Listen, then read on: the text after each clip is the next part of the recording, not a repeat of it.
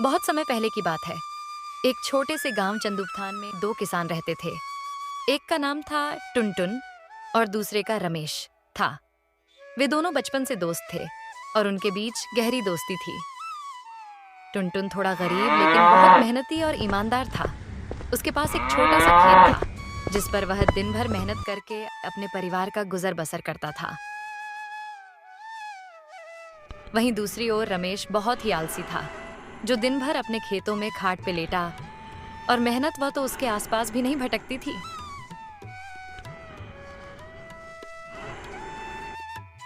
टुनटुन की मेहनत की वजह से उसके खेत में खूब अच्छी फसल होती, जिसके कारण गांव के सारे लोग टुनटुन से जलते थे।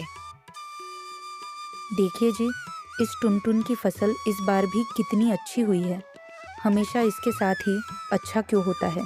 इस बार तो यह फसल बेचकर राजा ही हो जाएगा।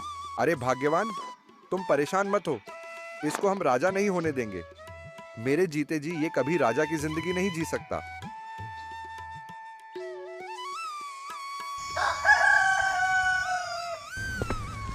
टुनटुन सुबह उठता है और खेत के लिए निकल जाता है और अपनी फसल को देखकर बहुत खुश होता है। अब जाकर टुनटुन की मेहनत सफल हो चुकी थी। अरे वाह, इस बार तो फसल बहुत अच्छी हुई है। लगता है इस बार अच्छी खासी कमाई हो जाएगी। फिर टुनटुन वापस घर की ओर निकल पड़ता है। आज वह बहुत खुश था। अजी, क्या हुआ? आप इतना देर से क्यों आए हैं? इस बार हमारी फसल अच्छी तो हुई है ना? हाँ भाग्यवान, इस बार फसल तो बहुत अच्छी हुई है। कल कटाई भी करनी है, उसी की तैयारी कर रहा हूँ। लगता है इस बार अच्छा मुनाफा हो जाएगा। अजी, ये तो बहुत अच्छी बात है। इससे हमारा गुजर बसर भी ठीक से हो जाएगा और साक्षी की शादी और पढ़ाई में भी हमारी कुछ मदद हो जाएगी। हाँ, तुम बिल्कुल सही बोल रही हो खुशी। खाना लाओ, बहुत जोर से भूख लगी है। जल्दी सोना है आज, क्योंकि कल सुबह 5 बजे खेत में भी जाना है। खुशी खाना लगा देती है।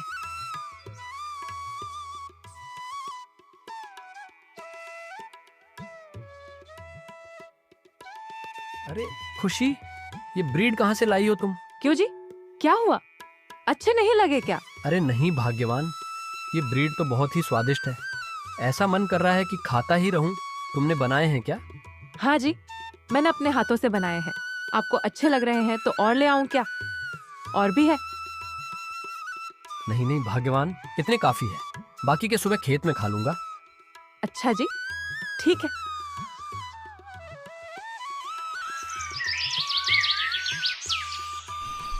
फिर खाना खाकर दोनों आराम से सो जाते हैं।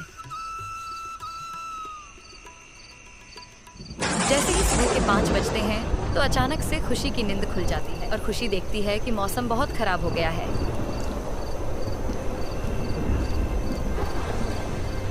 हे भगवान, अब तो हमारी सारी फसल खराब हो जाएगी। सुनिए जी, जल्दी से उठ जाइए। मौसम बहुत खराब है। हमें जल्द से जल्द अपनी फसल के लिए कुछ व्यवस्था करनी पड़ेगी। हे भगवान, इतनी तेज बारिश है। भगवान, अगर ये बारिश ऐसे ही होती रही तो आज तो हमारी फसल नहीं बचेगी। वे दोनों बैठे बैठे बारिश रुकने का इंतजार करते हैं। सुबह होते होते बारिश थम जाती है।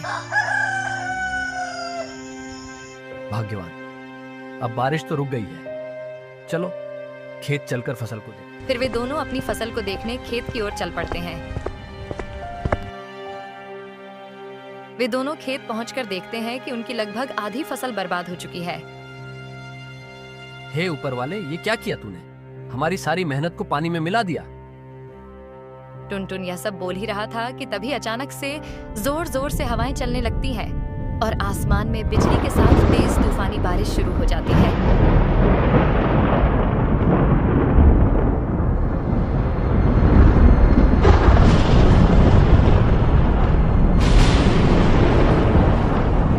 और देखते ही देखते टुनटुन की सारी फसल उनकी आंखों के ही सामने बर्बाद हो जाती है।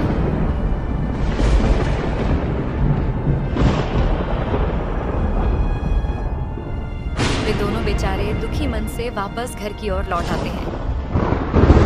फसल के बर्बाद होने से टुनटुन बहुत चिंतित हो जाता है। ये सुनिए जी, आप फिक्र मत कीजिए। जो होना था वो हो गया। अब हम इसमें क्या कर सकते हैं? जो होता है वह अच्छे के लिए ही होता है। उधर रमेश बहुत खुश था। मौसम की ओर देखकर रमेश अपनी पत्नी से कहता है, देखो, मैंने बोला था ना कि वह अमीर नहीं हो पाएगा, और ऐसा ही हुआ। अच्छा जी, लेकिन हम लोगों की भी तो फसल बर्बाद हो गई ना। आप इतने खुश क्यों हो रहे हो? आपको तो दुखी होना चाहिए। अरे भाग्यवान, हमने तो अपने खेत में उतना पैसा नहीं लगाया है और ना ही उतना मेहनत किए हैं, तो इसलिए मुझे तो बहुत खुशी हो रही है कि टुनटुन की सारी फसल बर्बाद हो गई। हमारा तो तब भी इतना फायदा नहीं होता, कम से कम टुनटुन हमसे ज्यादा अमीर तो नहीं बन पाया ना।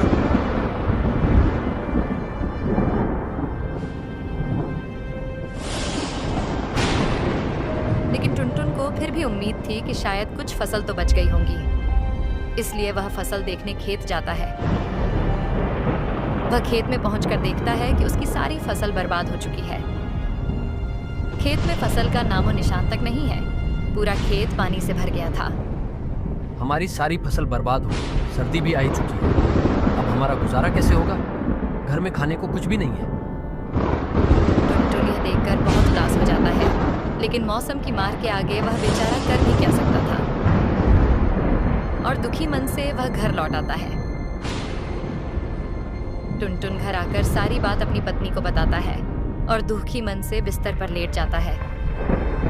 भाग्यवान, हमारी सारी फसल बर्बाद हो गई, सर्दी भी आ ही चुकी है। अब हमारा गुजारा कैसे होगा? घर में खाने को कुछ भी नहीं है। अजी, आप फिक्र मत कीजिए, मेरे पास एक तरकीब है। आपको तो पता ही है, मुझे ब्रीड और पकौड़ियों बनाने आती है, और सर्दी भी आ ही चुकी है, तो क्यों ना हम इन सर्दियों में पकौड़ी और ब्रीड बनाकर बेचें। हाँ भाग्यवान, तुम सही कहती हो। सर्दियों में लोगों को ब्रीड और पकौड़ी बहुत पसंद आएगी, लेकिन उसको बनाने के लिए पैसे भी तो चाहिए। वो कहाँ से आएंगे? अजी, मैंने थोड़े से पैसे बचा के रखे थे, और कुछ पैसे आप सेठ दिवाकर से उधार ले आना। उनसे बोलना, जैसे ही थोड़ा बहुत मुनाफा होगा हम आपके पैसे लौटा देंगे।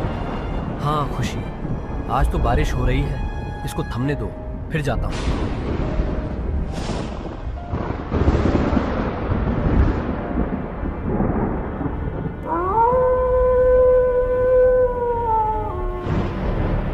फिर ये दोनों खाना खाकर सो जाते हैं, और सुबह होते होते बारिश भी रुक जाती है।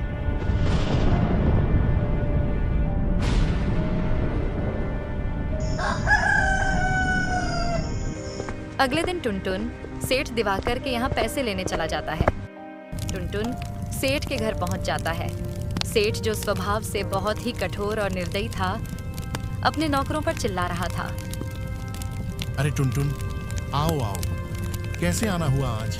अरे सेठ जी, वो कुछ पैसों की जरूरत थी, मिल जाते तो अच्छा होता। अरे टुनटुन, क्यों नहीं, मैं यहाँ समाज सेवा के लिए ही तो बैठा हूँ। बताओ, कितने पैसे चाहिए? सेठ जी, ज्यादा नहीं, बस 5,000 रुपए चाहिए थे। अच्छा टुनटुन, मैं तुमको पैसे तो दे दूंगा, लेकिन समय पर वापस नहीं दिए तो तुम्हारी जमीन पर कब्जा कर लूंगा। ठीक है सेठ जी, आप फिक्र मत करो, मैं आपको आपका पैसा समय पर वापस कर दूंगा। इतना कहकर टुनटुन सेठ से पैसा लेकर घर आ जाता है। ये लो भाग्यवान, तुम्हारे कहने पर मैं सेठ से पैसे तो ले आया हूँ, लेकिन उन्होंने अजीब सी शर्त रखी है कि अगर हमने उनका पैसा नहीं लौटाया तो वो हमारी जमीन पर कब्जा कर लेंगे। अजी, आप फिक्र मत कीजिए। अब देखो, सर्दियां भी आ चुकी है, तो हमारे ब्रीड और पकौड़ी बहुत बिकेंगे। लोग बड़े ही चाव से खाएंगे सर्दियों में, तो हम सेठ के पैसे आसानी से चुका देंगे। अच्छा ठीक है भाग्यवान, कहीं ऐसा ना हो कि जो घर में थोड़ा बहुत पैसा था वह भी लग जाए और हमारी जमीन भी चली जाए। अजी, आप बेकार में टेंशन ले रहे हो, ऊपर वाले पे भरोसा रखो, सब अच्छा ही होगा। टुनटुन बाजार जाकर उन पैसों से ब्रीड और पकौड़ी बनाने का सामान ले आता है। फिर खुशी पकौड़ी और ब्रीड बनाती है। खुशी कुछ ब्रीड और पकौड़ियाँ बनाकर टुनटुन को देती है, और टुनटुन उनको बेचने गांव की ओर निकल पड़ता है। ब्रीड और पकौड़िया ले लो ब्रीड, गर्मा गर्म ब्रीड, एक बार झारखंड की मशहूर पकौड़िया, और ब्रीड खाओगे तो खुश हो जाओगे और नहीं खाओगे तो पछताओगे।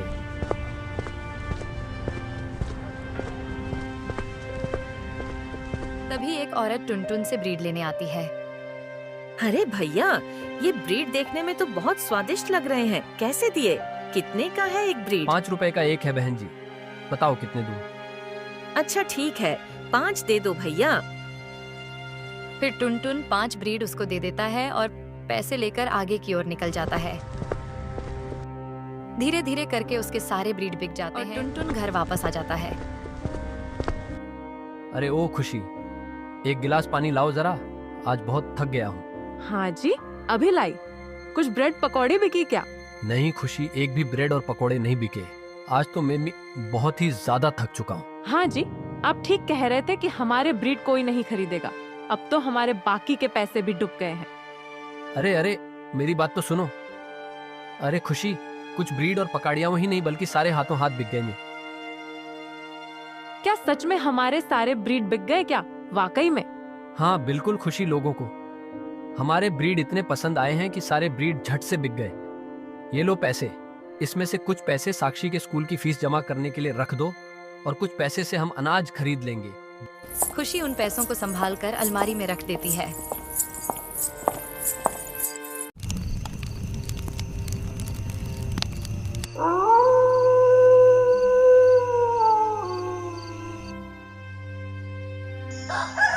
अगले दिन सुबह खुशी और भी ज्यादा ब्रीड पकौड़े बनाकर टुनटुन को देती है और टुनटुन उनको बेचने गांव की ओर निकल पड़ता है। ब्रीड और पकौड़ी ले लो, ब्रीड,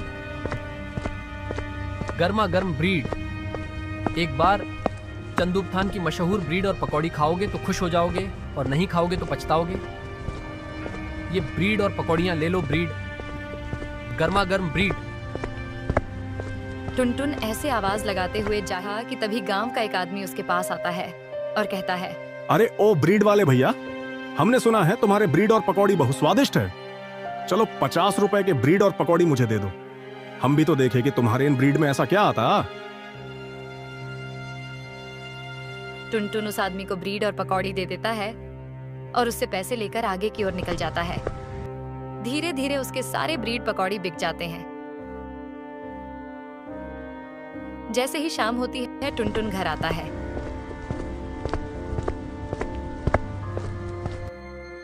सुनो खुशी, हमारे ब्रीड पकौड़ी के तो पूरे चंदूबथान में बहुत चर्चे हो रहे हैं। अब मेरे गांव में जाते ही सारे ब्रीड और पकौड़ी झट से बिक जाते हैं। खुशी ये बात सुनकर बहुत खुश होती है। जनवरी का महीना आ चुका था और सर्दियां भी अब अपने चरम पर थीं।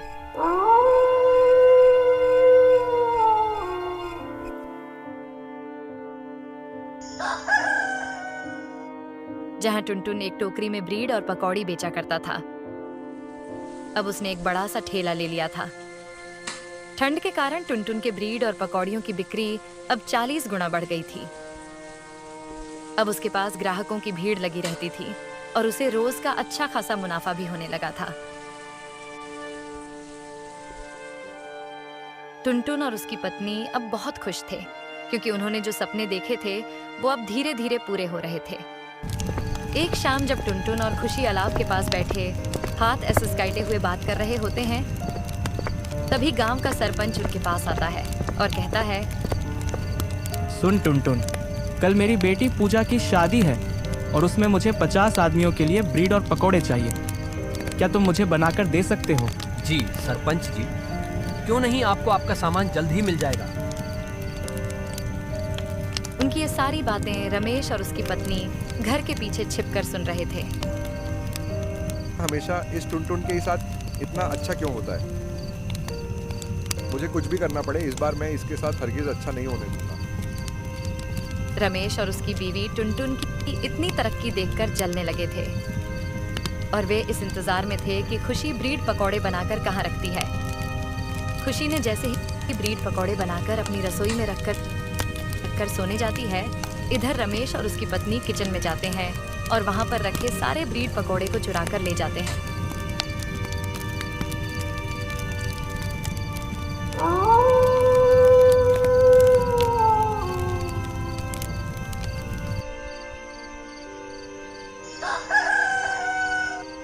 जैसे ही सुबह होती है, ब्रीड और पकौड़े सरपंच के घर पहुंचाने थे तो खुशी किचन में जाती है। उसे वहां एक भी ब्रीड पकौड़े नहीं दिखते हैं।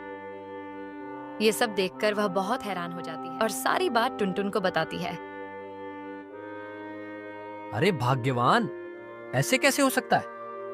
मैं अभी सरपंच जी के घर जा रहा हूँ और उनसे बोल दूंगा कि बस मुझे आज भर का समय और दे दो। इतना कहकर टुनटुन सरपंच के घर की ओर निकल जाता है। मेरे घर से किसी ने सारे ब्रीड और पकौड़ी चुरा लिए हैं। आप मुझे बस आज का समय दे दीजिए, मैं आपको शाम तक बनाकर दे दूंगा। हाँ ठीक है टुनटुन, मैं तुमको आज का दिन दे रहा हूँ, लेकिन तुम मुझे ज़रूर से ब्रीड और पकौड़ी बनाकर देना, क्योंकि आज रात में ही बारात आने वाली है।